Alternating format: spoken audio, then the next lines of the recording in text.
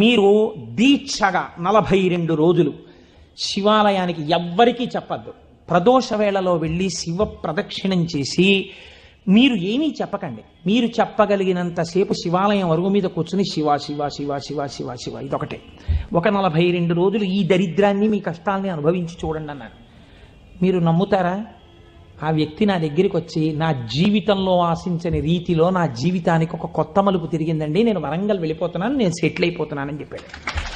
ఆ వ్యక్తే నాకు ఈ మధ్యనే మళ్ళీ ఫోన్ చేసి, కోటేశ్వరారు ఇప్పుడు నేను ఎంత ఆనందంగా ఉన్నాను అనండి, ఒక్కసారి మీరేమైనా వరంగల్ వస్తారేమిటండి ఉపన్యాసాలకి, మీ దర్శనానికి వద్దాం అనుకుంటున్నాను, నేను కూడా కాకినాడ అన్నాడు. అయ్యా మీరు ఎప్పుడైనా కాకినాడ ఇప్పుడు అక్కర్లేదు, ఎప్పుడో తర్వాత వద్దురు కానీ నేను వరంగల్ ఇప్పుడు మాత్రం రావట్లేదు, నేను వరంగల్ వస్తే చెప్తాను, అప్పుడు మీరు నా దగ్గరికి వద్దురు కానీ తప్పకుండా దర్శనానికి అన్నాడు. కళ్యాణి అందులో అంటారే, ఏతి జీవంతిమానందో నరం వర్ష శతాదపి అంటుంది సుందరకాండ.